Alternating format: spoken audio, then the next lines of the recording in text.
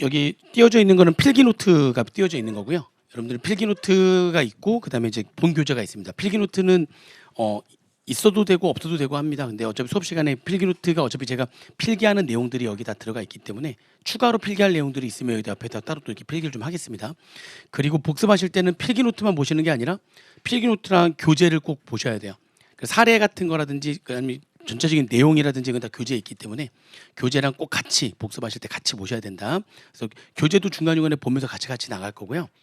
그다음에 여기다가 뭔가 본인만의 추가적인 내용들을 더 집어넣고 싶다. 만약 지금 필기노트를 보시고 있다면 필기노트가 뭐 PDF로 볼 수도 있고 직접 교재로 볼 수도 있고 한데 교재로 보실 때에는 그 포스트잇 같은 경우 있잖아요. 여기다 직접 적지 말고요.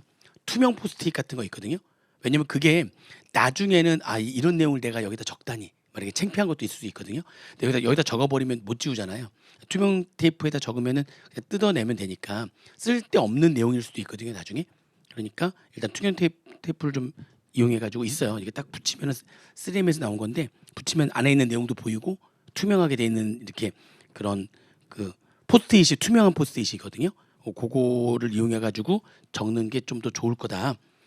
네, 그렇게 보시면 되겠습니다. 자, 먼저 법인세부터 들어갑니다. 법인세. 법인세는 법인이 벌어들인 소득의 과세가 되는 세금이에요. 법인세. 그래서 법인세는 납세 의무자가 누구고 법인세는 뭐에다가 과세가 되는 거냐에 대한 얘기거든요. 법인세 납세 의무자는 법인입니다. 법인. 근데 그 법인을 크게 이렇게 두 가지 구분 기준에 해가지고 이렇게 둘로 나눠요. 법인을 먼저 첫 번째는 본점이 어디 있느냐에 따라서 본점이 국내에 있으면은 내국법인, 본점이 외국에 있으면은 외국법인 이렇게 둘로 나눕니다. 그래서 본점이 내국에 있으면은 내국법인이 돼가지고 얘네들 나누는 이유가 과세가 되는 소득의 범위가 다르기 때문에 그래요. 내국법인은 국내에서 벌어들인 소득뿐만이 아니라 국외에서 벌어들인 소득에 대해서도 우리나라에서 과세가 돼요. 근데 외국법인은 우리나라에서 벌어들인 소득에 대해서만 국내 원천 소득에 대해서만 납세 의무가 있습니다. 이렇게. 그래서 본점이 어디냐에 따라 가지고 외국법인으로 나누고 과세가 되는 소득의 범위가 다르다. 내국법인은 국내외 소득, 외국법인은 국내 원천 소득에 대해서만 납세 의무가 있다. 그랬는데 이게 꽤 오래전에 본점은 외국에 있는데 사업의 실질적인 관리 장소가 국내에 있는 거예요. 형식적으로만 본점이 외국에 있는 거고 실질적인 관리 장소는 다 국내에 있는 거예요. 얘네들을 외국법인이라고 하는 건 좀 안 되지 않느냐 해가지고 한번 중간에 바뀌어서 내국법인의 범위가 본점이 국내에 있거나 또는 본점은 국내에 없더라도 사업의 실질적 관리 장소가 국내에 있더라도 내국법인으로 하겠다. 이렇게 아시겠죠? 내국법인은 본점만 국내에 있는 게 아니라 사업의 실질적 관리 장소가 국내에 있더라도 내국법인이 됩니다. 그러니까 본점이 외국에 있다고 무조건 외국법인이 되는 게 아니에요. 본점이 외국에 있다 할지라도 사업의 실적 관리 장소가 국내에 있다면 내국법인으로 분류가 됩니다. 그래서 우리나라에서 어떤 소득에 대해서 납세 의무가 있다고요? 국내 외 소득에 대해서 납세 의무가 다 있다. 내국법인의 범위를 정하고 나머지가 외국법인이다 이렇게 생각하시면 되겠습니다. 본점 또는 사업의 실적 관리 장소가 국내에 있다면 둘 중에 하나라도 국내에 있다면 내국법인, 그게 아니면 외국법인. 이렇게 정리하시면 되겠고요. 그 다음에 이제 영리성 유무에 따라 가지고 또 법인을 둘로 나눕니다. 그러니까 영리성 유무라고 하는 게 돈 벌 목적이냐, 돈 벌 목적이 아니냐 그렇게 생각하시면 되는데 다 법인은 거의 대부분 다 돈 벌 목적으로 설립을 하는 거기 때문에 웬만한 법인들은 다 영리법인이에요. 영리법인은 돈만 벌면 무조건 과세가 되는 소득이 됩니다. 모든 소득에 대해서 납세 의무가 있어요. 근데 비영리법인은 얘네들은 수익 사업 소득에 대해서만 납세 의무가 있대요. 이게 일단은 정리를 한번 좀 잠깐 해볼게요.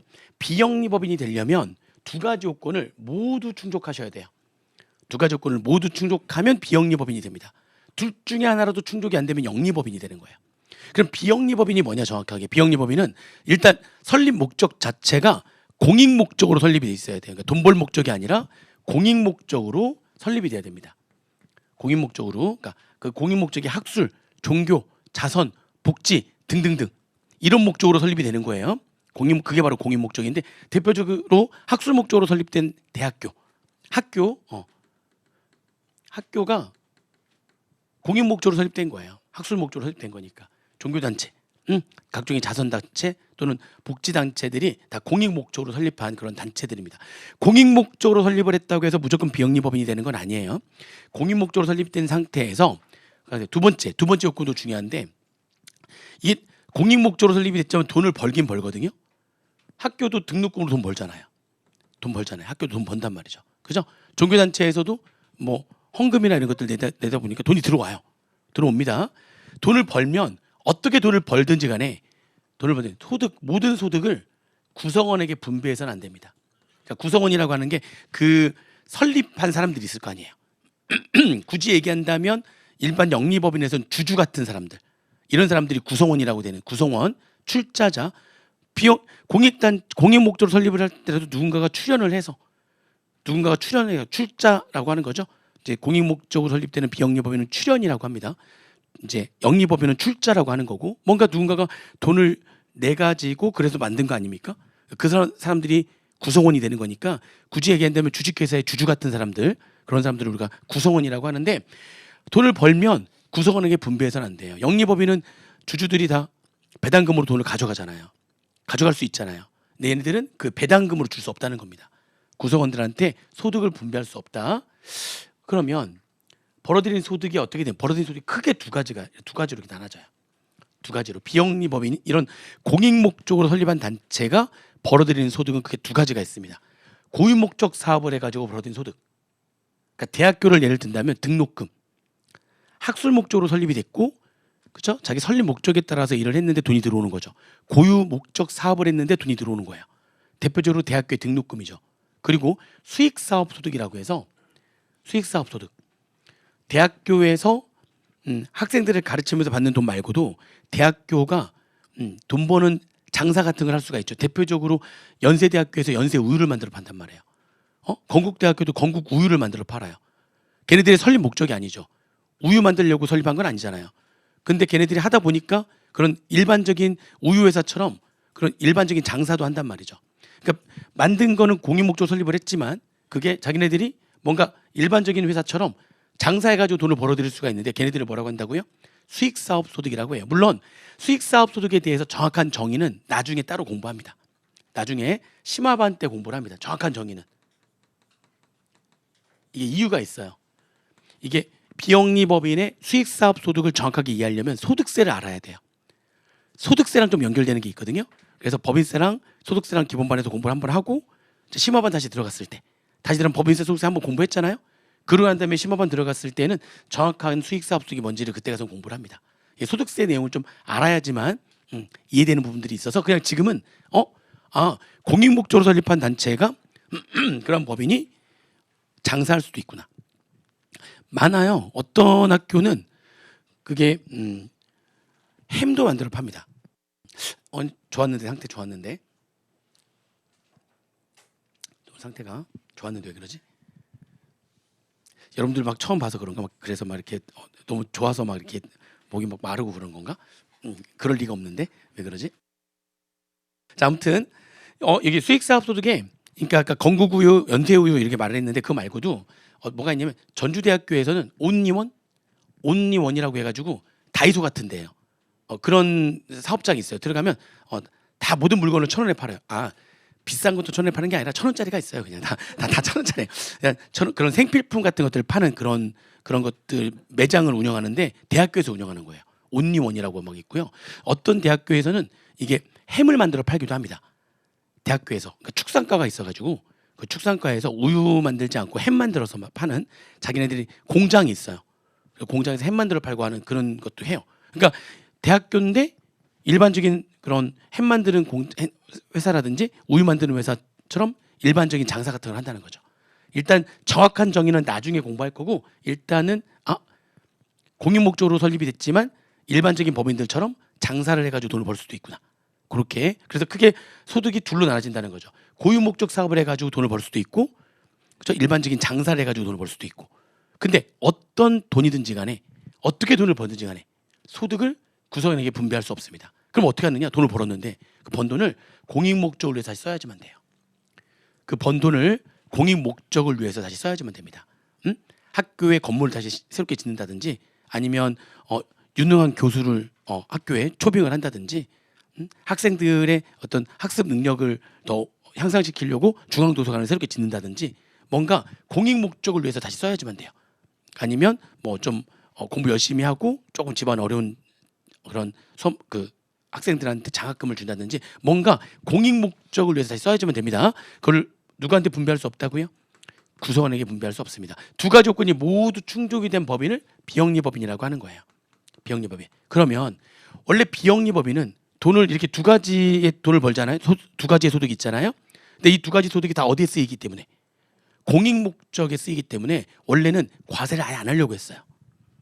어차피 좋은 데 쓰이는 거니까 과세를 해버리면 좋은 데 쓰일 돈이 줄어들잖아요. 세금을 내야 되는 거니까 어차피 좋은 데 쓰일 거니까 그러니까 세금을 아예 내지 않게 하겠다. 원래는 그랬었는데 근데 그러다 보니까 문제가 수익사업 소득에 대해서 과세를 안 해버리니까 일반적인 예를 들어서 우유를 만드는 회사 뭐 남양 우유라든지 매일 우유라든지 그런 무슨 우유 회사들이 있잖아요. 걔네들은 세금 내는데 연세우유하고 건국우유는 세금을 안 내면 그러면 걔네들이 세금을 안 내는 것만큼 가격을 좀 더 다운시킬 수도 있겠네. 세금을 안 내니까 돈이 좀 남잖아. 가격 좀 다운시킬 수 있잖아. 그러면 형평성에 문제가 생길 수가 있다고 본 거예요. 그래서 이게 좋은 데 쓰이긴 하지만 이런 일반적인 영리법인과의 형평성을 유지하기 위해서 무슨 소득은 과세하겠다? 수익사업 소득은 과세하겠다 이렇게 된 거죠. 그래서 비영리법인은 이렇게 두 가지의 소득이 있지만 그중에 무슨 소득만 과세가 되는 소득이 된다?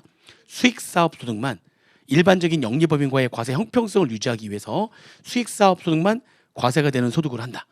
그렇죠? 그게 아닌 영리법인은 어떻게 돈을 벌든지 간에 돈만 벌면 무조건 과세가 되는 소득이 된다. 근데 비영리법인은 무슨 소득만 과세가 된다? 수익사업 소득만 과세가 된다. 그렇게 해서 이렇게 정리를 좀 해주시면 되겠습니다. 납세 의무자인 법인을 이게 두 가지 구분 기준에 해가지고 둘둘 이렇게 나눠놓은 이유 보니까 과세가 되는 소득의 범위가 달라요. 어떤 법인에 따라서 과세가 되는 소득의 범위가 다르기 때문에 이렇게 다 나눠놓은 거다 보시면 되고요. 두 번째, 그럼 법인세는 어디에 과세가 되는 거냐? 그걸 우리가 과세 대상이라고 하거든요. 어디에 과세가 되는 거냐? 그를 과세 대상이라고 합니다. 법인세는 법인이 벌어들인 소득에 과세가 되는 거예요. 소득. 그럼 소득이라고 하는 건 뭐냐? 소득이라고 하는 거는 그냥 내가 500원에 물건 사서 800원에 팔았어요. 나한테 남은 금액이 얼마냐? 이게 소득이거든요. 얼마 남았죠? 300원 남았잖아요. 그게 소득이에요. 그러니까 소득은 다른 말로 하면 이익이에요. 그러니까 이익과 비슷한 거라고 생각하시면 돼요. 내가 법인이 벌어들인 이익, 그게 소득이에요. 법인의 소득. 그 소득에다가 세율 곱해가지고 과세하는 거예요. 소득에다가 과세한다. 근데 법인이 벌어들인 소득을 네 가지로 구분합니다. 네 가지로 각 사업연도 소득, 토지 등 양도 소득, 미환류 소득, 그리고 청산 소득. 법인이 벌어들인 소득에 과세가 되는 거예요. 소득에다가 과세가 된다는 거는 거기다 세율 곱해가지고 나온 금액을 세금으로 해가지고 걷는 거죠. 걔는 세금을 해서 걷겠다. 근데 법인이 벌어들인 소득을 몇 가지로 구분했다고요? 네 가지로 구분한다. 각 사업연도마다 벌어들인 소득.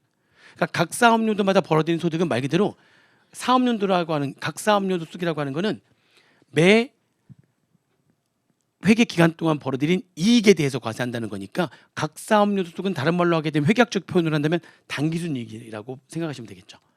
매 과세 기간마다 벌어들이는 그 당기순 이익에다가 매년마다 벌어들이는 당기순 이익에다가 세율 곱해가지고 법인세를 내게 하겠다.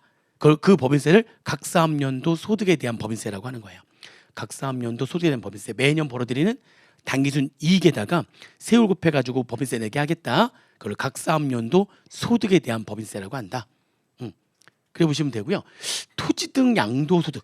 토지 등 양도 소득은 토지 등을 팔아가지고 벌어들인 소득이죠. 그러니까 예를 들면 토지가 50억짜리 토지였는데 이번에 80억 받고 팔았어요. 그러면 현금 얼마 들어오고요. 80억 들어오고 토지 50억 없어지는 거니까 처분이익이 30억 생기죠. 이게 바로 토지 등 양도소득인데 여기에다가 세율을 곱해가지고 법인세를 내게 하겠다는 거죠. 자, 그런데 문제는 이게 당연히 회계 처리할 거 아닙니까? 이렇게 분개를 하게 되면 이 토지 등 양도소득인 이 처분이익은 어디에 포함이 되죠? 당기순이익에 포함이 되는 거니까 당기순이익에 포함이 된다는 거는 무슨 소득에 대한 법인세로 과세가 된다는 거죠? 당기순이익이니까 매년 벌어들인 그 소득에 걔가 들어갈 30억이 들어갈 거 아니에요. 그럼 거기다 세율 곱해가지고 세금 내는 거는 각 사업연도 소득에 대한 법인세로 낸다고 했는데 여기에다가 세율 곱해가지고 세금을 또 한 번 내게 하겠다는 거예요. 여기다 세율을 곱해서 또 한 번 세금을 또 내게 하겠다는 거예요. 왜냐면 이게 어디에 포함될 거니까. 단기순이익에 포함되는 거니까 무슨 소득에 대한 법인세로 이미 과세가 되는데 각 사업년도 소득에 대한 법인세로 이미 과세가 되는데 여기다가 세율 곱해가지고 또 한 번 과세하겠다. 즉 무슨 과세하겠다? 이중과세 하겠다는 거예요. 토지 등 양도 소득에 법인세가 과세가 되는 것은 무슨 과세를 하겠다는 거라고요? 이중과세를 하겠다는 거다. 그러면 여러분들 입장에서 이미 내가 돈을 벌었는데 여기다 세금 냈거든. 근데 누가 와서 여기다 또 세금을 내라는 거야. 아니 나 번 거에 대해서 이미 세금 냈는데 왜 또 내느냐? 그랬더니 아무튼 또 내래. 그러면 이중으로 내가 버는 건 하나인데 세금을 한 번 냈는데 또 내라고 한다면 조세 저항이 심하겠죠. 그렇죠. 조세 저항이 심하. 이거는 그러니까 이거는 조세 저항만 심한 게 아니에요. 사실은 국민의 기본적인 재산권이 침해될 우려가 있어요. 즉 위헌의 소지가 있는 거예요. 헌법을 위반할 소지가 있는 겁니다. 위헌의 소지가 있다. 그러면 이건 사실은 위헌의 소지가 있으면 이건 법 자체가 잘못된 거죠. 모든 법인세법이나 소득세법이나 모든 법의 제일 위에 있는 게 뭐죠? 헌법입니다. 이 법에 있는 내용들이 헌법에 있는 내용하고 뭔가 맞지 않으면 걔를 우리가 위헌이라 그래요. 위헌이다. 법 자체가 잘못된 거죠. 그러면 그 법은 어떻게 되는 거죠? 개정돼야 됩니다. 그 법은 개정되거나 그 법 자체가 위헌의 소지가 있다면 법 자체가 없어지거나 아니면 그 법의 어떤 내용이 헌법의 내용을 위반하게 된다면 그 내용이 다음 년 바로 어떻게 되는 거죠? 개정이 돼야 되는 거예요. 근데 이거는 세금을 내가 번 건 하나인데 한 번 분명히 세금 냈는데 또 한 번 세금 내라고 하는 거니까 국민의 기본적인 재산권이 침해가 되는 거죠. 국민의 기본적 재산권이 침해가 되면 위헌의 소지가 있다니까요. 그럼 법 자체가 이거는 존재하면 안 되는 거 아니에요? 이 내용은? 근데 이게 왜 존재하는 거냐? 이게 국민의 기본적인 재산권은 공익 목적이라든지 기타 여러 가지의 목적에 의해서 목적에 의한 걸 제외하고는 침해될 수 없다. 이렇게 돼 있어요. 반대로 얘기하면 공익 목적이라면 침해될 수도 있다라고 해석될 수가 있는 거죠. 이거는 어떤 공익 목적이 있는 거냐? 이거는 투기를 방지하기 위해서 모든 토지 등의 양도소득에 대해서 이중과세를 하는 게 아니고요. 딱 세 가지만 이중과세를 하는 거거든요. 그 세 가지가 딱 보면은 투기야, 투기. 부동산 투기한 거야, 투기. 부동산 투기를 방지하기 위해서 이중과세를 하는 거기 때문에 요거는 위헌이 아니라고 보는 거죠. 아시겠죠? 국민의 기본적 재산권은 공익 목적 등을 제외하고는 침해할 수 없다라고 되어 있거든요. 즉 공익 목적이라면 침해할 수도 있다는 거고 얘는 공익 목적이기 때문에 침해가 된 거예요. 그래서 위헌은 아니다. 그래서 법 내용이 존재하는 거다.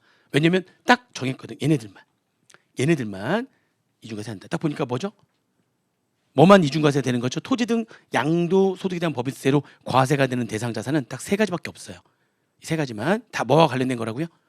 투기, 부동산 투기와 관련된 것들입니다. 비사업용 토지, 법인이 토지를 갖고 있는데 전혀 사업용으로 사용하지 않고 토지를 갖고 있어요. 그럼 이거는 이 땅값이 오르기를 기다리고 있는 거죠. 여기에다가 만약 공장을 짓거나 여기 위에 본사 건물이 있다면 사업에 사용하는 토지죠.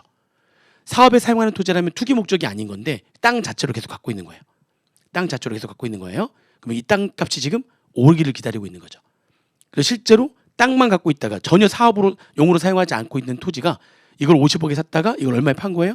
80억에 팔았다면 그래도 돈을 벌었다면 당연히 처분이익이 어디에 포함돼서 단기순이익에 포함돼 가지고 무슨 소득에 대한 법인세로 과세가 되는데 각사무소득으로 과세가 되는데 거기에다가 비상이 30억에다가 세율을 곱해서 또 한 번 세금을 내게 하겠다는 거죠.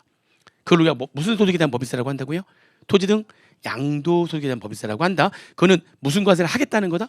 이중과세 하겠다는 거다. 부동산 투기를 방지하기 위해서. 또 두 번째 뭘 갖고 있다 파는 거죠? 법인이 주택이나 별장을 갖고 있다 파는 거예요. 주택이나 별장을 법인은 사람이 아니죠. 넌 사람도 아닌데 네가 왜 주택을 갖고 있다 팔아가지고 돈을 번 거야. 넌 집 투기한 거네. 얘는 땅 투기, 얘는 집 투기한 거죠. 응? 너는 사람도 아닌데 네가 왜 주택을 갖고 있다 팔아가지고 돈을 벌었어. 세금 또 한 번 해. 이중과세 하겠다. 아시겠죠? 다 부동산 투기 방지. 또 조합원 입주권 그리고 아파트 당첨권, 분양권 이런 것도 투기의 온상이거든요. 조합원 입주권이나 아파트 당첨권, 분양권 있죠? 아직 막 분양하는 거 있잖아. 이제 지으려고 하는 아파트 당첨이 된 거예요. 한 2, 3년 걸려가지고 아파트 짓고 있는 중이야. 그 때 일정 기간 지나면 이게 매도가 가능하거든요. 아파트 분양권도 매도가 가능합니다. 이것도 부동산 투기의 아주 온상 중에 하나예요. 투기의 온상 중에 하나다. 이것도 팔아가지고 네가 어차피 사람도 아닌데 왜 아파트 분양권을 당첨받아? 아파트 분양권을 가지고 있다 팔아가지고 소득이 발생했어? 그러면 이거 투기하려고 갖고 있었던 거니까 이중과세 할 거야. 이렇게 보시면 되겠습니다. 딱 얘네들만 아시겠죠? 이거 이외에는 이중과세 하는 거 아니에요. 딱 공익을 목적으로 하는 것만 이중과세가 되는 겁니다. 그렇게 보시면 돼요. 투기 방지. 그래서 얘네들만. 물론 나중에 이제 이쪽 파트 공부할 때 보면은 이게 주택은 법인이 주택을 갖고 있다 팔면은 무조건 토지 등 양도 소득에 대한 법인세로 이중과세 하지는 않습니다. 나중에 공부하는데요. 나중에 공부하는데 제외되는 게 있기는 해요. 제외되는 게 있긴 하다. 그래서 뭐 간단하게 좀 예를 들면은 예를 들면 이 사택 들어봤어요? 사택이 뭐예요? 사택? 회사의 임직원들의 거주를 목적으로 회사가 보유하고 있는 주택. 그걸 사택이라고 하는 거예요. 회사의 직원들이 우리 회사가 충청도 어딘가에 있어. 그래서 이제 거기 근처에다가 뭐 기숙사가 또 이것도 다 사택이 되는 겁니다. 아니면 근처에 있는 아파트, 근처에 있는 뭐 빌라, 다세대 주택 이런 것들을 회사가 매입하거나 회사가 임차해 가지고요 직원들 거주를 하게 하는 거죠. 그런 주택들을 다 뭐라고 하는 거예요? 사택이라고 하는 겁니다. 그래서 그거를 회사가 빌려가지고 직원들한테 무상으로 이용하게 할 수도 있고요. 아니면 회사가 아예 취득해가지고 무상으로 이용하게 할 수도 있어요. 사택을 회사가 취득한 거야. 그게 사택은 그냥 뭐 기숙사일 수도 있고요. 아파트일 수도 있고요. 연립주택일 수도 있고요. 그건 다양합니다. 그거는 종류를 따지지 않아요. 다 사택이 될 수가 있어요. 그럼 주변에 아파트 같은 거를 몇 채, 아파트를 구입을 해서 거기 회사 직원들이 거주하게 하는 거죠. 그걸 사택이라고 하는 거야. 사택을 가지고 있다가 팔아가지고 지금 사택을 있는데 이 사택이 좀 오래돼서 팔고 다른 쪽 아파트 또 구입할 수도 있는 거잖아요. 근데 이 사택은 투기를 목적으로 갖고 있었던 거예요. 직원의 복리후생을 위해서 갖고 있었던 거예요. 그렇죠. 이거는 목적이 투기 목적이 아니었잖아요. 사택은 직원들의 복리후생을 위해서 가지고 있었던 거기 때문에 사택이 너무나 오래된 주택이야. 새로 지은 아파트가 있어가지고 이거 팔고 이쪽으로 옮길 수 있잖아요. 근데 이거 팔았더니 예전보다 지금 집값이 올라가가지고 소득이 지금 발생한 거지. 당연히 뭘로는 과세가 되는 건 당연한 거고. 그렇죠. 이걸로 과세되는 건 당연한 건데 뭘로는 과세하지 않겠다. 토지 등 양도소득에 대한 법인세로 또 과세하지는 않겠다. 당연히 처분 이익이 발생했다면 당기순이익을 구성하는 거니까 뭘로 과세되는 건 당연한 거예요. 각사하면 소득에 대한 법인세로 과세되는 건 당연한 거예요. 근데 토지 등 양도소득으로 또 과세하지는 않겠다. 물론 사택이라고 해가지고 사택이라고 해서 얘를 제외하겠다고 하니까 또 법인들이 뭐 그렇게 해버리면 또 악용하거든요. 응? 여기 사실은 여기 집값 조만간에 막 올라갈 것 같아. 한 3년 4년 안에 여기 개발돼 가지고 막 올라갈 것 같아. 무슨 소리 또 내가 들었어. 그럼 여기 막 지금 쌀 때 사가지고 한 3, 4년 만에 확 올라가면 그때 확 팔면 이익이 날 것 같아. 근데 그때 이익이 나면 세금을 2번 내야 되잖아. 이걸로도 내고 이걸로도 내고. 그쵸? 그러니까 머리를 쓰는 거지. 직원들한테 야 너 잠깐 여기서 살아. 여기 살아. 야 내가 너 싸게 해줄게. 원래 임대료가 100만 원인데 그래도 너네한테 한 50만 원 내가 그거 다 사택이 되는 거예요. 사택은 무상 또는 낮은 임대료로 이제 이용하게 하는 거예요. 그러니까 무상으로만 되는 게 아니라 시가보다 더 시세보다 낮은 임대료를 내게 하는 것도 다 사택이 되는 거예요. 그러니까 좀 싸게 받는 거지. 나중에 집값 오르는 것이 훨씬 더 많이 오를 거니까. 그래가지고 한 3, 4년 있다가 아니나 다를까 예상대로 집값이 막 2배, 3배 확 올라와 버린 거야. 여기가 무슨 개발 지역이 돼버렸거든. 그래서 그때 이제 나가라고 하고 딱 팔았지. 팔면서 뭐라고 하죠? 이거는 사택이다. 그러니까 이거는 이중과세가 안 돼야 된다라고 주장할 수도 있죠. 악용의 소지가 있기 때문에 무조건 되는 건 아니고요. 10년 이상 사택으로 사용했던 주택을 팔아야지만 제외가 됩니다. 뭐 그렇게 제외되는 주택들이 좀 있어요. 몇 개가. 나중에 우리 뒤에서 이제 토지 등 양도소득에 대한 법인세를 이제 자세하게 공부할 건데 제외되는 게 여러 가지가 있습니다. 몇 가지 뭐 아니면 이 회사 자체가 주택 임대업을 하고 있는 것을 사업을 하는 회사야. 그러면 주택을 갖고 있는 건 당연한 거죠. 무슨 업을 하고 있으니까 주택 임대업을 하고 있다니까. 주택 임대업을 하고 있는 그걸 목적 사업을 하고 있는 그런 회사예요. 그럼 그 주택은 투기 목적으로 가지고 있었던 게 아니라 자기 사업 목적으로 갖고 있었던 거잖아요. 그러니까 그런 것들도 무슨 과세하지 않는다? 이중과세하지 않는다. 근데 아까 사택처럼 악용의 소지가 있기 때문에 이것도 몇 년 이상? 10년 이상. 뭐 주택에 따라서 어떤 거는 6년 이상 연도가 좀 다르긴 하는데 어떤 주택은 6년 이상, 어떤 주택은 10년 이상 임대주택으로 사용했던 주택을 팔면은 그거는 사업 목적으로 갖고 있었던 주택이었기 때문에 무슨 목적으로 갖고 있었던 게 아니다. 투기 목적으로 갖고 있었던 게 아니다. 걔네들은 이렇게 이중과세하는 법조 중에 주택에서 뭐 한다? 제외한다. 뭐 그런 것들이 좀 있습니다. 아무튼 이렇게 제외가 되는 몇 가지가 더 있어요. 나중에 뒤에서 공부를 할 거고요. 지금은 한 요 정도로만 제외되는 이런 주택들이 좀 있구나. 이렇게 생각하시면은 되겠습니다. 시험 문제 하나 나온 게 또 하나 있긴 한데 작년에 시험 문제 나왔던 게 하나 있어요. 올해 나왔던가? 작년에 나왔던 최근에 나왔던 게 하나 있는데 여기도 하나 있습니다. 그게 뭐가 있냐면 그것까지도 한번 얘기해 볼까요? 내가 주택을 가지고 있다 팔았는데 사실 그 주택을 내가 산 게 아니야. 내가 취득하고 싶어 취득한 게 아니야. 예를 들면 내가 누가 어떤 법인이든 누구한테 10억을 빌려줬거든요. 근데 걔가 돈으로 갚는 게 아니라 주택으로 갚은 거야. 채권의 변제로 주택이 돌아와 버린 거야. 내가 그 주택을 취득하고 싶어서 취득한 게 아니라 나는 돈을 빌려줬는데 상대방이 뭘로 갚았어요? 주택으로 갚는 바람에 내가 주택이 생겨버린 거야. 무슨 말인지 되시죠? 걔를 채권 변제로 취득한 주택. 그렇죠? 두 번째는 또 뭐냐면 내가 돈을 빌려줄 때 일반적으로 뭐의 제공을 요구하죠? 담보 제공. 돈 빌려주는데 너 담보 없으면 안 빌려줄 거야. 왜냐면 혹시나 못 갚게 되면 그러면 담보라고 하는 게 뭐예요? 담보권을 행사하면 내게 될 수 있는 거거든요. 일단은 제 건데 언제까지 돈을 갚아야 되는데 못 갚으면 내가 그 담보권을 행사합니다. 담보권을 행사하게 되면 담보로 맡긴 부동산은 내게 되는 거예요 이제. 그러니까 돈 빌려주는데 안 갚을 수도 있으니까 너 담보 제공해 했더니 제가 나한테 주택을 담보로 제공했던 거예요. 그래서 내가 돈 10억 빌려줬거든요. 근데 걔가 돈 안 갚았네? 그럼 나는 뭐를 행사한다고요? 담보권을 행사해가지고 그 주택을 내 걸로 할 수 있단 말이에요. 자, 지금 내가 주택을 취득한 게 내 의지에 의해서 취득한 게 아니야. 채권 변제로 취득하거나 또는 담보권의 행사로 취득한 거예요. 이거는 내가 이 주택을 취득하고 싶어 취득한 게 아니죠. 어쩔 수 없이 취득한 건데 근데 이 주택을 내가 팔아가지고 소득이 발생했다. 투기 목적으로 내가 갖고 있었던 게 아니잖아요. 내가 취득하고 싶어 취득한 게 아니잖아요. 그래서 채권 변제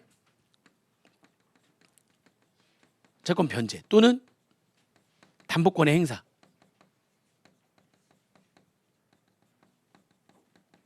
행사로 취득한 이 주택을 판 거예요. 요 주택을 내가 판 거예요. 그랬더니 나한테 이중과세를 해버리면 억울하죠. 아니 이건 내가 산 게 아니라니까요. 나는 투기를 목적으로 산 게 아니라 돈을 빌려줬더니 주택으로 갚았어. 또는 돈을 빌려줄 때 담보를 제가 제공했는 주택을 담보로 제공했는데 돈을 안 갚아가지고 담보권을 행사해서 주택을 취득한 건데 이건 내가 투기 목적으로 취득한 게 아닌데 이걸 세금을 2번 내면 나는 억울하다 이런 얘기죠. 그래서 얘네들은 제외를 시키는 거예요. 주택이지만 토지 등 양도소득의 과세 대상에서 제외가 되는 주택들인데 중요한 거는 이 맨 마지막 거는 이건 왜 시험 문제 나오냐면 얘는 3년 내에 처분해야지만 제외가 됩니다. 3년 내에 처분해야지만 제외가 되는 거예요. 저렇게 취득했다면 몇 년 내에 팔라고요? 3년 내에 팔아야 됩니다. 3년 내에.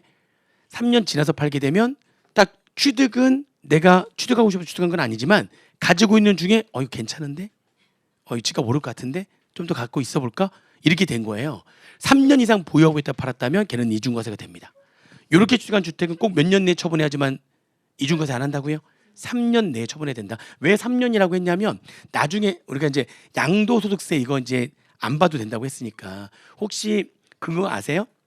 일반 개인들, 법인이 아닌 일반 개인들 같은 경우에 1세대 1주택자가 집 이사할 수 있잖아요.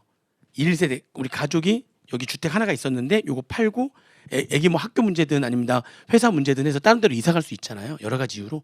그래서 내가 이사를 간 거야. 그때 1세대 1주택은 양도소득세 과세하지 않는다 이런 얘기 들어보셨어요? 응? 진짜 들어봤죠? 1세대 1주택? 근데 1세대 1주택은 왜 과세 안 할까요? 양도소득세로? 양도소득세 비과세 가장 대표적인 양도소득세 아니 집값이 계속 오르니까 예전에 우리 여기 이 집 살 때 2억에 샀는데 지금 3억 5천 된 거야. 그럼 팔면 얼마 벌었어요 지금? 1억 5천 벌었잖아요. 그게 바로 양도소득 아닙니까? 그 양도소득인 1억 5천 에다가 세율 곱해가지고 세금 내는 게 바로 양도소득세란 말이에요. 근데 그걸 과세하지 않는다니까요. 왜 그럴까?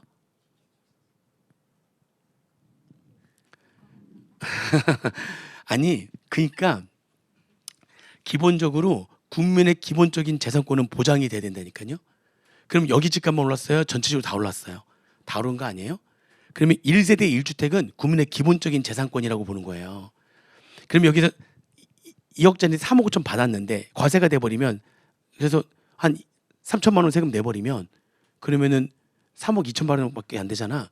그럼 내가 딴 데 가면, 다른 지역이 지금 비싼 지역이라면 내가 예전에 살던 집하고 똑같은 집이 지금 현재 저쪽도 얼마가 돼 있는 거예요. 다 3억 5천이 돼 있단 말이죠.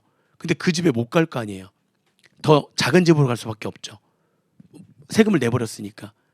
무슨 말인지 이해되세요? 1세대 1주택은 국민의 기본적인 재산권이라고 보는 거예요. 그러니까 그걸 과세해버리면 집이 점점 어떻게 되죠? 이사할 때마다 줄어드는 거잖아요. 이렇게. 무슨 말인지 이해되세요?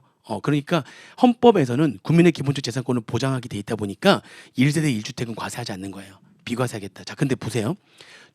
이게 주택이라고 하는 거는 당연히 자산 가치는 크죠.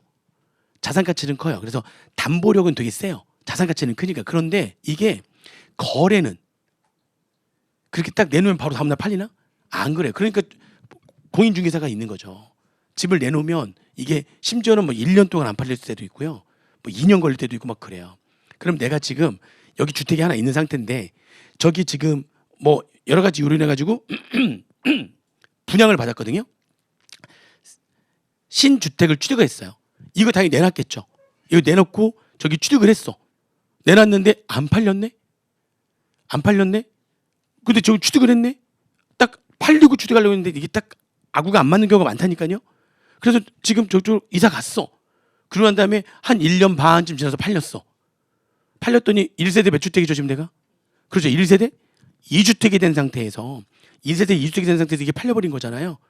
1세대 1주택일 때 팔리면 비과세지만 1세대가 2주택을 갖고 있을 때 주택을 팔게 됐을 때는 그때 발생한 소득은 과세거든요. 그럼 나는 지금 1세대 1주택이에요, 1세대 2주택이에요.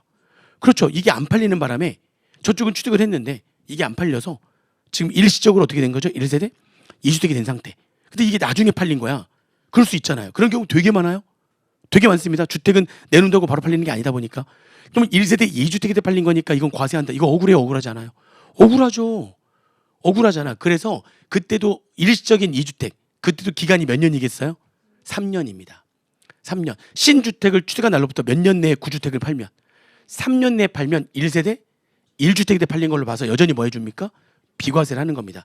그러니까 내놔도 최장 몇 년은 걸린다고 보는 거예요. 3년은 걸린다고 보는 거예요. 이것도 마찬가지예요. 이것도 받자마자 내놨다고 보는 겁니다. 이렇게 취득한 주택을 취득하자마자 내놓은 거예요. 최장 몇 년은 걸린다고요? 3년은 걸린다고 보는 거예요. 세법에서는. 부동산이라고 하는 게 거래가 그렇게 자주 일어나는 건 아니기 때문에 최장 3년은 걸린다. 그러니까 3년 내 처분했다는 거는 이렇게 취득하자마자 내놓은 거예요. 그럼 바로 팔릴 수도 있고 최대 몇 년은 걸릴 수도 있고 최대 쭉 봤더니 야 바로 내놓으면 3년은 안에는 무조건 팔려. 최대 3년은 걸리는데 그건 넘지 않아. 그래서 그 개인의 양도소득세 같은 경우에도 일시적인 2주택, 이사 등으로 인한 일시적인 2주택 같은 경우에도 몇 년 내에 팔면 얘를 3년 내에 팔면 1세대 1주택 때 팔린 걸로 해가지고 여전히 뭐 해준다? 비과세를 한다. 기간이 똑같아요. 법인도 마찬가지로. 이건 이렇게 취득한 어쩔 수 없이 취득한 거야? 그럼 바로 내놨어야지. 그래서 몇 년 내에 팔리면 그러면 바로 내놓으면 최대 3년은 걸려. 그 안에 팔렸어? 그럼 바로 내는 걸로 볼게. 그럼 진짜 투기 목적이 아니었다고 볼게. 그래서 이거는 과세가 되는 과세 대상에서 제외할게. 아시겠죠? 뭐 이건 시험에 문제 나온 거죠. 이게 나왔습니다. 이게 시험 문제에 3년 내에 처분해야 된다. 그러고 나왔어요. 자, 어떤 소득인지 아시겠죠? 두 번째, 세 번째 갑니다. 세 번째는 미환류 소득이라는 거예요. 미환류 소득이라는 게 뭐냐? 이게 일단 환류라는 게 먼저 아셔야 돼요. 환류. 경기가 활성화되려면 돈이 돌고 돌아야 돼요. 물론 그게 이제 크게 이제 세법을 하면 정치 얘기를 할 수밖에 없어가지고 제가 어떤 특정 정파를 밀거나 그러진 않습니다. 근데 정치 얘기를 할 수밖에 없으니까 약간 본인의 왜 저 정당을 왜 까지? 그렇게 생각하시면 좀 생각하지 않았으면 좋겠어요. 왜냐하면 저는 다 까기 때문에 양쪽을 다 깔 수밖에 없어요. 왜냐하면 어떤 정책이라고 하는 게 다 정치적인 목적에 의해 좀 만들어지는 경우도 많다 보니까 이쪽과 이쪽의 생각이 많이 달라서 이쪽이 정권을 잡았을 때랑 이쪽이 정권을 잡았을 때랑 나오는 세법의 내용들이 완전 달라요. 그러면 여전히 그거에 대해서 괜찮은 것도 있고 걔네들이 문제가 있는 것들도 있잖아요. 그러니까 이쪽이 만든 것도 문제가 있는 거에 대해서 비판을 하고 이쪽이 만든 거에서도 문제가 있는 걸 비판하고 양쪽 다 비판하는 거니까 어느 한쪽에 막 치우쳐서 그렇게 하는 거 아니니까 그렇죠? 그러니까 요즘 되게 예민해서 그래요. 요즘에 원래 옛날에는 아무 생각 없이 막 얘기했거든요. 근데 갑자기 어느 순간부터 갑자기 저한테 갑자기 부르주아 아니냐 기득권 아니냐 이랬더니 또 갑자기 어느 순간에는 약간 너무 또 이쪽 아니냐 이쪽에서는 저를 이쪽해 보고 이쪽에서는 막 이렇게 보고 근데 왜냐하면 여기서 내온 정책에 대해서 비판하고 여기서 내온 정책에 대해서 비판하니까 양쪽을 다 비판하다 보니까 그게 자기가 들리는 것만 들리는 거지.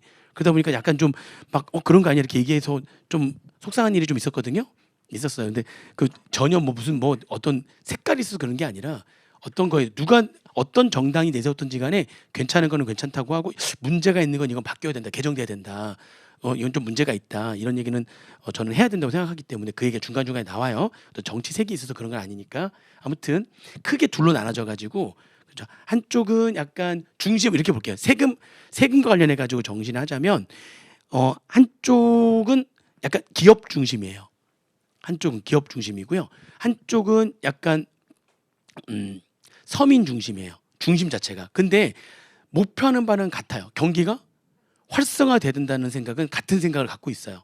그러니까 기업 중심은 어떻게 되냐면 기업들한테 혜택을 주는 거야. 기업들한테 뭔가 세금적으로 막 혜택을 주는 정책들을 많이 내세우는 거죠. 그러면 기업들이 세금을 적게 내게 되면 여유가 좀 생기니까 그러면 고용을 더 할 거 아니냐. 그렇게 보는 거예요. 이쪽은. 그러니까 시작을 기업 쪽에서 시작을 하는 거예요. 그러면 아무튼 돈이 어떻게 되는가? 돈이 돌고 돌아야 된다는 건 같아요, 생각이. 근데 이쪽은 기업 쪽에다가 초점을 맞춰요. 그래서 기업에다 뭔가 이런저런 혜택들을 막 주는 거죠. 그럼 거기서 혜택을 받으니까 여유가 생기니까 고용을 더 창출하고 고용을 창출하게 되면 월급을 더 받게 되고 국민들이 월급 받게 되면 소비가 늘어나고 소비가 늘어나면 기업이 다시 돈을 또 벌게 되고 이렇게 돈이 돌고 돈다는 거죠. 이렇게 뭔가 돈이 이렇게 선순환 과정으로 계속 이렇게 돌고 도는 그냥 너하고 나하고 주고받고 끝나는 게 아니라 예를 들면 내가 가지고 있던 토지가 하나 있었어요. 이 토지를 A가 갖고 있는 토지를 B한테 토지를 팔았어요.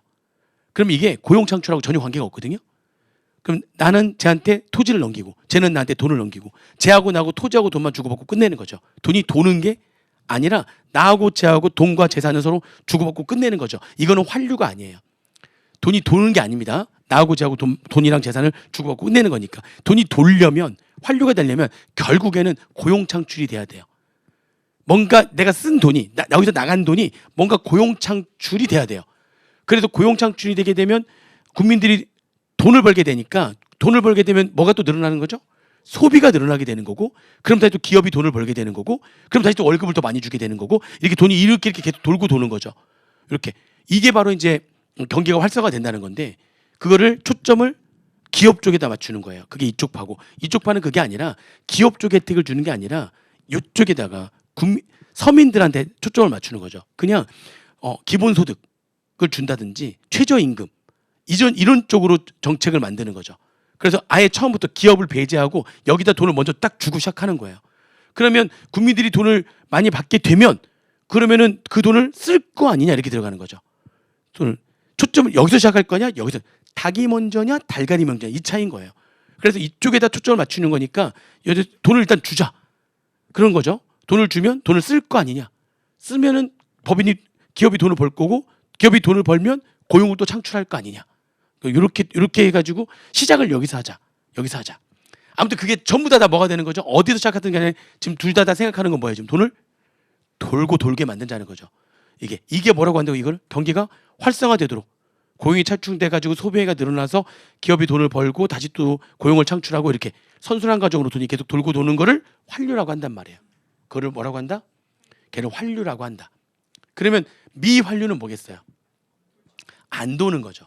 돈이 안 돈 겁니다. 그래서 이거는 어떻게 만든 거냐면 이거는 법인 네가 돈을 벌었어? 그냥 법인도 아니에요. 그냥 법인도 아니고 우리가 딱 들으면 알 수 있는 대기업. 이 대기업도 크게 둘로 나눠져요. 대기업, 딱 하면 이제 뭐 삼성 뭐 아니면 뭐 LG 뭐 두산, 그래서 딱 이름만 들어도 알고 있는 대기업들 있잖아요. 대기업이 상호 출자 제한 기업 집단이라는 게 있어요. 대기업이 둘로 나눠져요. 상호 출자 제한 기업 집단 이렇게 있고요. 이렇게 여기 대기업인데, 근데 얘를 둘러싸고 있는 대기업이 하나 더 있는데 그게 뭐냐면 공시대상 기업 집단. 이 안에 얘가 있어요. 이거 그냥 무조건 이거는 자산의 크기로 나누는 거예요. 그러니까는 기업이니까 하나만 있는 게 아니라 여러 계열사들이 있을 거 아닙니까? 계열사들의 자산을 다 합해가지고 그 계열사들의 자산이 5조 이상이면 공시대상 기업 집단이 돼요. 그러니까 여기서부터 대기업이에요. 계열사들의 자산을 다 합해서 얼마 이상이요? 5조 원 이상이 되면. 근데 계열사들의 자산을 다 합했더니 10조 원 이상이 되면 그걸 상호투자 제한 기업 집단이라고요. 진짜 대기업. 얘는 10조 이상 자산, 얘는 5조 이상. 그러니까 공시대상 기업 집단 안에 누가 있는 거예요? 상호 출자 제한 기업 집단이 있어요. 그러니까 우리가 알고 있는 게 대기업이야. 그 대기업들한테만 의무를 부여했어요. 대기업들 상호 출자 제한 기업 집단에 속하는 법인이야? 니네? 그러니까 완전 대기업이죠. 완전 대기업. 계열사들 자산을 다 합해서 10조 이상인 그런 법인이야? 그럼 니네들이 벌어들이는 소득의 최소 몇 %는 환류를 위해서 돈을 써야 돼. 그럼 환류는 도대체 어떻게 환류가 되는 거냐? 이게 환류거든요. 이게 세 가지가 환류예요. 세법에서 보는 환류. 이렇게 돈을 쓰면 이게 환류가 된다고 보는 거예요. 말 그대로 뭘 더 주면 되죠? 전년도보다 올해 월급 더 주는 거야. 월급을 더 주면 그러면 돈을 더 쓰게 돼 있죠. 임금 증가가 되면 월급을 더 받는다는 거잖아요, 직원이. 그죠? 그러면 당연히 돈을 더 쓰게 돼. 당연하죠. 아이고 진짜 쓰고 싶은 거는 한도 끝도 없죠. 특히 나는 그냥 안 써도 돼. 나는 안 써도 돼. 근데 애 키워보면 바로 나와요. 애 키워보면 진짜 애기가 어렸을 때 그러니까 예를 들어 홈플러스 이마트 가잖아요. 그 장난감 있는 파트에서는 눈 가리고 막 뛰어야 된단 말이에요. 이렇게 애가 그걸 보는 순간 이제 게임 끝나요. 그러니까 거기 딱 근처에 오면 눈을 가리고 막 뛰어야 돼요. 거길 빨리 지나가야지. 거기 갑자기 애기가 탁 치는 순간 이제 게임 끝나. 딱 치는 순간 이제 그쪽으로 막 달려가거든요. 자, 막 이것도 고르고 저것도 고르고 막 그러면 또 막 거기 설득시키고 막 울고 불고 아무튼 생쇼합니다. 그냥 애가 그냥 거기에 딱 몸이 하나가 돼가지고 막 장난감에 몸이 하나 돼서 애를 들면 장난감 같이 들리고 막 카트 밀고 끝까지 갔다가 결국에는 이제 그 카트 거기에서 이제 계산할 때 또 그때까지 막 해가지고 나중에 거기서 또 놓고 오고 얼마나 속상한 줄 아세요, 진짜? 그때 사주고 싶죠. 근데 얘가 고른 거대로 다 사줄 수가 장난감 장난 아니에요. 특히 변신된다.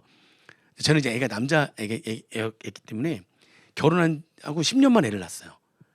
그러니까 이제 장난 아니었죠, 그냥. 그런데도 다 못 사주겠는 거야. 웬만하면 다 사주려고 했는데 다 못 사주겠는 거야. 그리고 결혼하자마자 애를 낳으면은 아무래도 좀 그 경제적으로 좀 더 힘든 상태에서 애를 낳은 거랑 결혼하고 10년 뒤에 애를 낳았으니까 그나마 좀 여유가 있는 상태에서 낳잖아요. 그래도 안 돼. 그래도 원하는 거 다 못 사줘요. 그래도 막 가서 설득하고 울고불고 하고 화내기도 하고 막 혼내기도 하고 아니면 달래기도 하고 해서 어떻게든 간에 떼놓고 나와야 돼. 그래야지 성공하는 거지. 못 사줘요 다. 근데 월급이 올랐어. 그러면 아빠로서 막 사주고 싶었던 게 있을 거 아니에요. 근데 월급 올르면 당연히 어떻게 해요? 손 잡고 가죠. 가서 눈 안 가리죠. 막 장난감 파트 거기 가가지고 뭐 골라 해가지고 막 5단 변신 막 다섯 개 합체 뭐 그러면 막 장난감이 5개가 합체되는 건 20몇만 원 해요. 장난감이 20몇만 원 한다니까요. 깜짝깜짝 놀랍니다. 어처구니가 없어요. 그 딱 집으면 딱 그래 이거 뭐 엄청 뿌듯하게 막 딱 사주죠. 또 월급 더 받으면 당연히 뭐가 됩니까? 그죠, 환류가 됩니다. 환류가 됩니다. 그다음에 투자액. 이게 뭐냐면 투자라고 하는 거는 자산을 취득하는 거예요. 자산을 취득하는 건데 네가 벌어들인 소득에 뭐 예를 들면 그게 일정 퍼센테이지가 있는데 그게 둘로 나눠져요. 어떤 건 70%고 어떤 건 15%인데 지금 나중에 또 이거 공부할 거니까 일단 70%를 가지고 얘기할게요. 네가 100억을 벌었어 올해. 그러면 그 100억의 70%를 이렇게 써야 돼. 세 가지로. 그래야 환류가 돼. 투자는 뭐냐면 투자는 새 자산을 취득하는 거예요. 새 거를 중고 자산을 취득하면 안 돼요. 왜냐면 내가 새 자산을 취득한다는 거는 새 건물을 취득하거나 새 기계를 취득하거나 이런 새 거를 취득하게 되면 그러면은 누군가가 건물을 새롭게 지어야 되죠. 누군가 기장증을 새롭게 제작을 해야 되는 거죠. 그러면 그쪽에서 당연히 어떻게 합니까? 고용을 해야 되는 거죠. 건물을 새로 지으려면 고용을 추가로 하거나 있는 직원들한테 일을 시키니까 월급을 더 주거나. 그죠? 내가 기계를 사는 것도 새 기계를 사야 그래야지만 고용이 창출이 된단 말이죠. 그렇죠? 그럼 내가 건물이 이게 지금 뭐 500억짜리야. 엄청 큰 건물이야. 그 500억짜리 건물을 새롭게 지으면 엄청나게 많은 인건비가 또 지출될 거 아니에요? 그러면 그 인건비가 지출된다는 건 고용이 창출됐다는 거니까 또 소비가 늘어날 거고 법인들이 돈을 벌 거고 또 월급을 더 줄 거고 자꾸 이렇게 선순환 가지고 돈이 돌 수 있다는 거죠. 근데 그게 중고 자산이면 안 돼요. 중고 자산은 새롭게 고용을 창출하는 게 없죠. 아까 토지랑 마찬가지야. 나는 쟤한테 돈을 주고 쟤는 나한테 사용하고 있었던 건물을 주고 나하고 쟤하고 돈 주고받고 끝. 돈이랑 건물 주고받고 끝나는 거기 때문에 새롭게 고용 창출이 되지 않죠. 투자는 자산을 취득하는 건데 어떤 자산을 취득하는 거예요? 새 자산, 새 거, 신규 자산을 취득하는 게 투자입니다. 그러면 환류가 돼요. 왜냐하면 저쪽에서 고용을 창출할 거기 때문에 환류가 된다. 상생비는 뭐냐면 이거는 중소기업과의 상생비라고 해가지고요. 대기업이잖아. 나는 지금 누구죠? 누구만 지금 이런 미환류 소득에 대한 법인세 납세의무가 있다고요? 대기업, 상호출자 제한 기업 집단이라고 하는 말 딱 들으면 아는 대기업들. 근데 대기업들은 이게 직원들의 복리후생이 되게 잘 돼 있어요. 가장 대표적인 게 뭐냐면 사내근로복지기금이라고 해가지고 대기업이 출연해가지고 어떤 사내근로복지기금이라는 걸 만들어. 그래서 여기서 뭐 하냐면 여기서 다 대기업에서 돈을 다 출연해서 만든 건데 만약 직원들의 뭐 자녀가 어디 대학을 갔다 학자금이 거기서 지급이 되고요. 아니면 집안에 무슨 일이 생겼다 여기서 다 경조사비 뭐 이런 것들을 여기에서 다 주는 거예요. 막 이렇게 여기에서 막 줘요. 그러면은 요거를 회사가 직접 주면은 다 받는 사람이 뭐가 되니까 근로소득이 되거든요. 아니 근로소득은 말 그대로 꼭 뭐 월급이라고 딱 주면 근로소득이 그것만 근로소득이 아니라 회사에 근로 제공을 하게 되면 회사가 주는 모든 것들이 다 얘 소득이 된다. 근로소득이 되는 거예요. 그게 원칙이에요. 근데 회사가 주는 게 아니죠. 회사가 직접 주는 게 아니잖아요. 출연해가지고 만든 물론 회사 돈이긴 한데 그거를 사내근로복지기금이라는 걸 만들어가지고 여기에서 자녀 학자금도 이렇게 주잖아요. 그럼 이거를 받는 쪽에서는 회사 외부에서 받는 장학금처럼 봐요. 장학금은 과세가 안 되거든요. 그럼 회사가 직접 주면 근로소득이 돼가지고 과세가 되는데 이렇게 주면은 과세가 안 돼. 그러면 어떻게 대기업들은 다 뭘 만들겠어요? 그러니까 다 직원들의 복리후생을 위해서 사내근로복지기금이라는 걸 만들어요. 그래서 거기다 돈을 출연해가지고 여기서 지급되게 하는 거죠. 그럼 받는 쪽에서는 세금을 안 내요. 여기서 받는 거는 세금을 안 내요. 무슨 말인지 지금 이해되세요?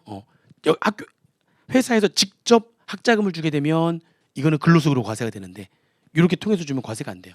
대기업들은 이게 잘 돼 있어요. 돈이 많으니까 이렇게 이런 사내근로복지기금이라는 게 있어요. 그런데 중소기업은 이런 게 있겠어요, 없겠어요? 없어요. 중소기업은 지금 이 돈 그냥 한 달 벌어서 한 달 쓰면은 간신히 그거 맞춰가는데 여유가 있어야지 이것도 사내근로복지기금이라는 것도 만드는 건데 그걸 만들 수가 없거든요. 근데 가끔씩 일을 하다 보면 대기업이 중소기업과 같이 협업해가지고 같이 일을 하는 경우가 많아요. 건설사 같은 경우에도 건물을 뭐 예를 들면 대우건설에서 건물을 짓는다. 그럼 대우건설이 모든 걸 다 맡아서 하는 게 아니라 거기 뭐 창틀 샤시 공사하거나 화장실 무슨 배선 공사한다거나 뭐 이런 중소기업들과 다 협업해가지고 같이 건물을 짓거든요. 그러니까 대기업과 중소기업 협업해가지고 하는 일들이 되게 많아요. 거기 일하고 있는 직원들은 대기업 직원도 있고 중소기업 직원도 있고 막 같이 일을 막 하는 거죠. 이렇게 같이 일을 해요. 그래서 중소기업의 상생을 위해서 대기업이 자기네들 직원들을 위해서만 사내근로복지기금에다 돈을 넣는 게 아니라 같이 중소기업의 상생을 위해서 공동 사내근로복지기금이라고 그래가지고요. 그래서 같이 일을 하고 있는 그 중소기업들의 직원들한테 뭐를 줄 수 있게 학자금이나 뭐 이런 뭐 여러 가지 복리후생비를 줄 수 있게 내가 돈을 여기다가 좀 더 넣는 거죠. 그거를 우리가 중소기업과의 상생비라고 합니다. 중소기업의 상생을 위해 돈을 쓰잖아요. 그러면 그렇게 돈을 쓰게 되면 중소기업의 직원들이 뭔가 혜택을 더 받게 되잖아요. 학자금을 더 받게 되고 뭐 되고 그런 것들에 대해서 세금도 내지 않는 상태에서 뭔가 돈이 더 들어오게 되죠. 그러면 씀씀이가 그리고 당연히 소비행위가 늘어날 수밖에 없죠. 그러면 다시 어떻게 되죠? 환류가 그렇죠. 이것도 진짜 환류 효과가 엄청나요. 이거 환류 효과가 엄청나요. 생각도 안 했는데 받는 거라서 환류 효과가 엄청납니다. 이런 것들이 다 뭐가 된다고요? 환류가 되는 거예요. 이게 그 환류액을 얼마만큼 써라? 네가 벌어들인 법인이 벌어들인 대기업이 벌어들인 소득의 70%를 이런 환류액으로 써라. 이렇게 의무를 부여했단 말이에요. 근데 벌어들인 소득이 100억이야. 그러면 환류액을 얼마를 써야 되는데? 70억. 근데 환류액으로 쓴 게 50억이야. 그럼 20억은 환류를 하는데 덜 쓴 금액이 되죠. 그걸 뭐라고 하냐면 그걸 뭐라고 한다고요? 환류 소득이라고 하는 거예요. 네가 벌어들인 소득의 70%를 환류액으로 쓰라고 했는데 근데 50억밖에 안 썼어? 그럼 20억은 덜 썼네. 그걸 뭐라고 한다고요? 환류 소득이라고 해서 거기에다가 20% 세율 곱해가지고 세금 더 내게 하는 거예요. 응? 자, 그러면 보세요. 이것도 무슨 과세가 되는 거죠? 자, 법인이 돈을 얼마 벌었죠 지금? 100억은 매년 벌어들인 소득 아니에요? 100억 벌어들인 거에 대해서 뭘 냈어요 지금 내가? 각 사업용 소득에 대한 법인세로 법인세를 냈잖아요. 근데 그 중에서 70%를 이걸로 쓰래요 또. 그걸로 안 썼더니 안 쓴 거 20억. 그것도 결국에는 어디에 있었던 거죠 다? 기업이 벌어들인 소득 안에 있었던 거 아닙니까? 그랬더니 덜 쓴 환류액으로 덜 쓴 20억에 대해서 세율 곱해서 또 세금을 내게 하겠다는 거잖아요. 이미 100억에 대해서 세금을 냈는데 그거에 대해서 덜 썼더니 또 남은 20억에 대해서 또 세율 곱해서 세금 또 내라고 하는 거니까 이것도 무슨 과세입니까? 이것도 이중과세가 되는 거잖아요. 그래서 이것도 위헌의 소지가 있는 거 아니냐. 거기서 말하는 공익 목적이라고 하는 건 투기 방지도 있지만 경기 활성화 이런 것들도 다 공익 목적 중에 하나가 되는 겁니다. 이거 왜 이렇게 하는 거죠? 경기를 활성화시키기 위해서 만든 제도잖아요. 그러니까 이것도 무슨 과세를 한다는 겁니까? 이중과세 하더라도 위헌이 아니라는 겁니다. 경기 활성화라고 하는 공익의 목적 때문에 이렇게 하는 거거든요. 이것도 이중과세예요. 누구만 이런 걸 낸다고요 대신에? 네, 상호출자 제한 기업 집단이라고 하는 대기업만 내는 겁니다. 미환류 소득이 뭔지 아시겠어요? 걔네들한테는 환류액으로 돈을 써라. 경기 활성화를 위해서 세 가지 환류가 세 가지예요. 환류액이라고 하는 게 투자, 새 자산을 취득하는 겁니다. 그죠? 두 번째는 임금 더 줘라. 그죠? 세 번째는 중소기업과의 상생을 위해서 돈을 써라. 가장 대표적인 게 중소기업과의 공동 사내근로복지기금 만들어 가지고 거기에다 돈을 출연해라. 그러면 그런 것들을 환류액으로 해줄게. 그 돈을 써라. 구체적으로 계산하는 건 어떻게 할 건지 나중에 다 공부를 할 거고요. 이 세 가지로 돈을 쓰는 걸 환류액이라고 하는데 그보다 그렇게 돈을 덜 썼어 환류액으로 걔를 미환류 소득이라고 해서 거기에다 세율 곱해가지고 법인세를 또 과세하겠다. 걔를 미환류 소득에 대한 법인세라고 하는 거예요. 아시겠죠? 마지막 네 번째 소득은 청산소득이라고 하는 겁니다. 말 그대로 회사가 문을 닫을 때 청산이라고 하는 건 이제 문 닫는 거거든요. 문을 닫는 과정에서 벌어들이는 소득이 있어요. 문을 닫는 과정에서 벌어들이는 소득을 뭐라고 한다고요? 청산소득이라고 그래요. 문을 닫을 때도 돈을 버는데 잠깐 보면 이런 거예요. 문을 닫을 때 돈을 번다는 게 무슨 말이냐. 이렇게 보시면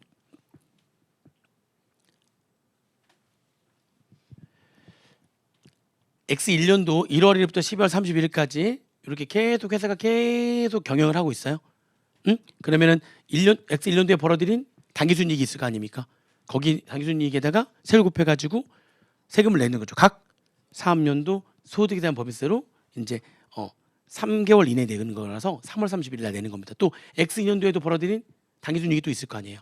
그걸 거기다 세율 곱해가지고 각 사업년도 소득에 대한 법인세로 내는 거고 매년마다 벌어들인 소득에 대해서 세율 곱해가지고 세금을 계속 내는 거예요. 내다가 지금 X3년도에 와가지고 회사가 이제 그만하자 여러 가지 이제 이유가 있어가지고 아니면 이거는 이제 유행이 이제 끝났어.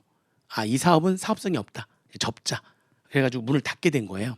문을 닫게 되면 그러면 해산 등기라는 걸 해야 돼요. 문을 닫을 때 다 법인은 등기를 해야 설립할 때도 등기해야 되고요. 합병해도 등기를 해야 되고요. 증자를 해도 등기를 해야 되고요. 임원을 선임해도 등기를 해야 되고요. 법인은 다 등기해서 사람들한테 알려줘야 됩니다. 다 사람들한테 알려줘야 되는 거예요. 등기를 해가지고 등기를 한다는 거는 결국에는 이걸 다 외부에다가 표방하는 거예요. 다 알려주는 거예요. 등기라는 걸 다 해야 되는 거예요. 문을 닫게 되더라도 등기를 해야 돼요. 그걸 무슨 등기라고 한다고요? 해산 등기. 해산 등기를 합니다. 자, 그러면 해산 등기를 딱 하면은 그러면 원칙적으로는 해산 등기를 딱 하는 순간 더 이상 영업 활동을 할 수가 없어요. 해산 등기를 하는 순간 원칙적으로는 영업 활동을 할 수가 없어요. 그럼 뭐 하느냐? 해산 등기 딱 하는 순간 이날 현재 갖고 있었던 모든 자산을 다 팝니다. 이때 갖고 있었던 채권은 추심하고요. 이날 갖고 있었던 재고 자산이나 토지나 건물 등은 팔고요. 이날 갖고 있었던 현금은 그대로 갖고 있고요. 그래서 가지고 있는 자산을 아무튼 다 뭐 한다고요? 다 처분 등을 해요. 다 현금화해요. 다 처분을 합니다. 처분 등이라고 할게요. 처분을 하고요. 그때 있었던 해산 등기일련제에 있었던 부채는 갚아야 돼요. 그 일만 할 수 있어요.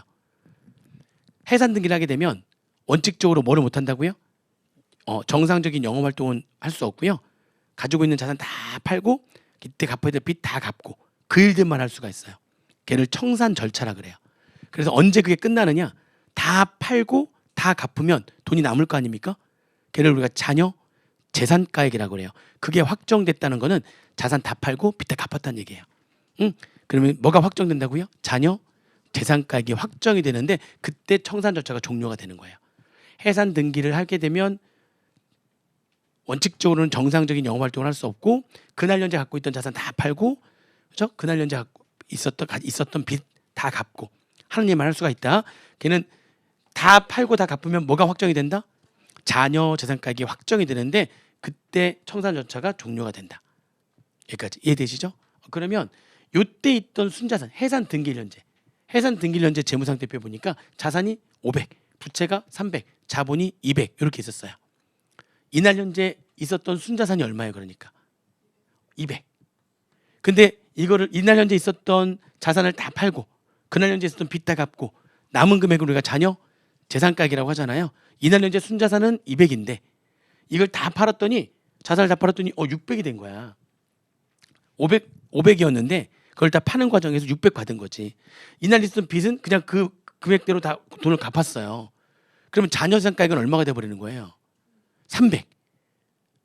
팔았더니 500원짜리였는데 팔았더니 600이 된 거야. 빚은 300 있는 거 그대로 갚았고 자산가액이 300이 된 거죠. 이날 현재 순자산은 얼마였는데? 200이었는데 다 팔고 다 갚고 했더니 남은 금액이 얼마 된 거예요? 그러니까 이때부터 이때까지 얼마 번 거죠 지금? 100을 번 거예요. 이거를 뭐라고 하냐면 이거를 문 닫을 때 발생한 소득인 청산소득이라고 하는 거예요. 청산소득은 어떻게 계산된다고요? 지금 보니까 잔여 재산가액에서 뭐를 빼는 거예요? 해산 등기일련제 순자산 자기자본 총액 자기자본 총액을 빼는 겁니다. 그게 문 닫을 때 발생하는 소득이 무슨 소득이요? 청산소득이라고 하는 겁니다. 문 닫을 때도 100원 벌었잖아요. 원래 이날 현재 얼마짜리였는데 200원짜리였는데 문을 닫는 과정에서 다 팔고 다 갚았더니 얼마가 됐어요 지금? 남은 돈이 300이 됐다면 그러면 너 지금 이때 요 과정에서 100원 벌었네. 그 100원에 대해서 세를 곱해가지고 세금 내야 돼. 라고 하는 걸 무슨 소득에 대한 법인세라고 한다고요? 청산소득에 대한 법인세라고 한다. 아시겠죠? 이렇게 정리하시면 됩니다. 그러니까 청산소득은 만약에 얘가 문을 닫지 않았다면 안 팔았을 거 아니에요. 그렇죠? 안 팔았으면은 계속 이 소득이 실현되지 않았죠. 근데 이제 문을 닫게 되니까 어쩔 수 없이 자산을 다 팔게 됐잖아요. 그래서 문을 닫게 됨으로 인해 가지고 그래서 가지고 있던 자산이 팔려 가지고 실현돼 버렸죠. 그래서 발생하는 소득이라고 생각하시면 되겠습니다. 아시겠죠? 걔를 우리가 무슨 소득이라고 한다?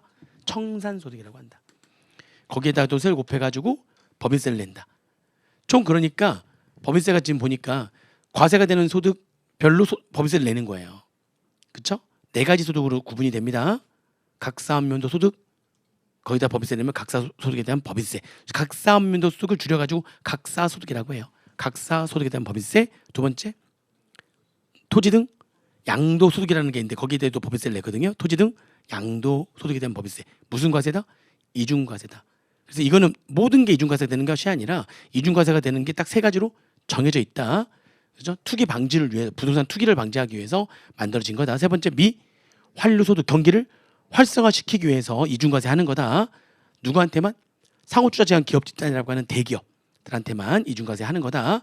마지막 4번째는 청산소득이라고 하는 소득이 있다. 그렇게 보시면 되겠습니다.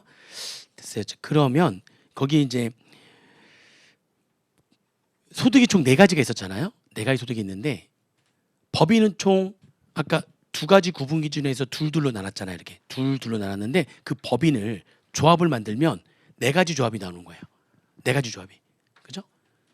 본점과 실적 관리 장소가 국내에 있으면서 걔네들이 영리법인인 거죠. 그럼 걔네들은 내국 영리법인. 본점이나 사업의 실적 관리 장소가 국내에 있는데 비영리법인인 거예요. 내국 비영리법인. 그죠? 또 또 외국 영리법인, 외국 비영리법인. 그래서 법인은 총 이렇게 구분하게 되면 네 가지로 이렇게 구분이 되겠네, 그죠? 내국 영리, 내국 비영리, 외국 영리, 외국 비영리. 그래서 이렇게 네 가지로 구분이 됩니다. 그리고 얘네들이 벌어들인 소득은 또 이렇게 네 가지가 있는 거죠. 각사업면도 소득, 청산소득, 토지 등 양도소득, 그리고 미활소득에 대해서 자, 납세무를 져야 되는데 어떻게 되냐면 각사업면도 소득 매년 벌어들인 소득은 다 납세무가 있는데 범위가 다르죠. 왜냐하면 내국법인은 국내외 소득에 대해서 납세무가 있고 영리법인은 돈만 벌면 납세무가 있다고 했으니까 걔를 조합을 잘 만들면 매년 벌어들인 소득은 국내외 모든 소득에 대해서 납세무가 있다. 이렇게 얘기할 수 있죠. 그죠? 내국 비영리법인은 각 매년 벌어들인 소득은 어떻게 과세가 되는 거냐? 국내외에 내국법인이니까 비영리법인이니까 수익사업소득에 대해서 국내 국외의 수익사업소득에 대해서 납세무가 있다. 이렇게 얘기할 수 있죠.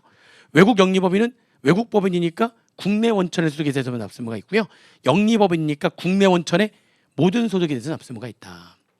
그죠? 외국 비영리법인은 매년 벌어들인 소득에 대한 납세무는 국내 원천의 수익사업 소득에 대해서만 납세무가 있다. 이렇게 얘기할 수가 있겠죠. 그렇죠? 각사 소득에 대한 법인세는 다 내는데 범위가 다르죠. 다. 아까 내국법인과 외국법인의 납세무의 범위, 그렇죠? 영리법인과 비영리법인의 범위가 다르다고 그랬죠? 그걸 잘 조합만 이루시면 되겠네요. 자, 그다음에 청산소득. 문 닫을 때 발생하는 소득에 대해서 생기는 납세무잖아요. 근데 외국법인은 문을 닫는다는 거는 법인이 문을 닫는 거니까 본점에서 발생하는 소득이거든요. 근데 외국법인은 본점이 어디 있으니까? 외국에 있으니까 외국법인은 청산소득이 우리나라에서 발생하지 않아요. 근데 외국법인은 국내 원천 소득에 대해서만 납세무가 있다고 하지 않았어요? 근데 외국법인은 본점이 어디 있으니까? 외국에 있으니까. 청산소득은 본점에서 발생하는 소득이거든요. 그럼 우리나라에서 납세무가 있을 수가 없는 거죠. 그래서 청산소득에 대한 법인세 납세무가 없습니다. 외국법인은. 그런데 내국법인은 본점이 우리나라에 있으니까 또는 사업의 실적 관리자가 우리나라에 있으니까 청산소득이 우리나라에서 발생하는 거 맞거든요. 그럼 좀 우리나라에서 과세가 돼야 되는데 문제는 뭐냐면 비영리법인이잖아요. 비영리법인은 모든 소득이 다 어디에 쓰인다고요? 공익 목적을 위해서 쓰인다고 그랬잖아요. 청산소득마저도 그것도 소득이잖아요. 비영리법인이 벌어들인 청산소득도 공익 목적을 위해서 쓰입니다. 즉 비영리법인이 문을 닫잖아요. 그러면은 그 비영리법인은 그 청산소득이 국가에게 귀속이 되거나 또 다른 비영리법인에게 귀속이 돼요. 그래서 어차피 좋은 데 쓰일 거거든요. 그 소득들이 공익 목적으로 해서 쓰일 거란 말이에요. 어디에 귀속된다고요? 국가에 귀속이 되거나 문을 닫게 되면 또 다른 비영리법인에 귀속이 돼요. 무슨 말인지 이해되시죠? 그러니까 어차피 좋은 데 쓰일 거니까 얘는 과세한다 안 한다? 과세하지 않겠다. 과세하지 않겠다. 그러다 보니까 청산소득에 대한 납세무가 있는 법인은 내국 영리법인 뿐이에요. 아시겠죠? 내국 영리법인만 청산소득에 대한 납세무가 있는 겁니다. 아시겠죠? 자, 그다음에 토지 등 양도소득은 투기를 하면 이중과세 하겠다는 거잖아요. 그건 어떤 형태의 법인이든지 간에 너 비상업용 토지 주택 갖고 있다 팔아서 돈 번 거야? 너네들은 무조건 어떤 형태든지 간에 이중과세 해야 되는 거죠. 투기를 하면 어떤 형태의 법인이든지 간에 이중과세 해야 되는 거니까 토지 등 양도소득에 대한 법인세는 어떤 형태의 법인이든지 간에 전부 다 납세무가 있습니다. 아시겠죠? 자, 그다음에 미환류소득은 아까 누구만 한다고 그랬죠? 상호출자 제한 기업 집단에 속한 법인으로서 영리법인들이에요. 다 영리법인들. 그러니까 내국 우리나라에서 구분하는 거니까 당연히 상호출자 제한 기업 집단 우리나라의 대기업이니까 내국법인이고요. 그리고 상호출자 제한 기업 집단은 당연히 무슨 기업이 없어요? 비영리법인이 없습니다. 영리법인이 다 뭘로만 구성되어 있어요? 영리법인으로만 구성이 되어 있습니다. 그래서 내국 영리법인만 납세무가 있어요. 근데 내국 영리법인 중에서도 사실 누구만? 상호출자 제한 기업 집단만 납세무가 있어요. 내국 영리법인 중에서도 상호출자 제한 기업 집단만 납세무가 있다. 나머지는 납세무가 없다라고 이제 보시면 되겠습니다. 이렇게. 자, 그러면 이제 우리나라 국가나 우리나라 지방자치단체도 법인이에요. 대한민국도 하나의 법인이고요. 저기 부천지사거든요. 그러면은 경기도, 부천시 여기도 다 하나의 법인이에요. 그러면 국가나 지자체도 돈 벌 수 있어요. 지금 부천시가 가지고 있는 땅들이 좀 있어요. 국가가 가지고 있는 건물도 있어요. 그러면 그 땅이나 건물 뭐 하죠? 누군가에게 임대 내주고요. 그렇죠. 그리고 돈을 번다니까요. 국가도 돈 벌 수 있다니까요. 임대소득 같은 것들이 있다니까요. 무슨 말인지 되세요? 있다니까. 근데 국가나 지자체는 어떤 소득이든지 간에 과세하지 않아요. 그래서 뭐라고 부르냐면 비과세 법인이라 그래요. 우리나라 국가나 우리나라 지자체는 어떤 소득이든지 간에 과세하지 않습니다. 법인세를 과세하지 않아요. 법인세를 과세하지 않는다. 다른 세금은 과세되는 게 있어요. 근데 법인세는 과세하지 않아요. 그래서 걔네들은 무슨 법인이라고 한다고요? 비과세 법인이라고 합니다. 법인세 말고 나중에 공부하는 뭐 부가가치세나 또 우리가 공부하는 게 아닌 다른 세금들 과세되는 경우 있어요. 있는데 아무튼 법인세는 과세 안 해요. 그래서 비과세 법인이라고 하고 있고요.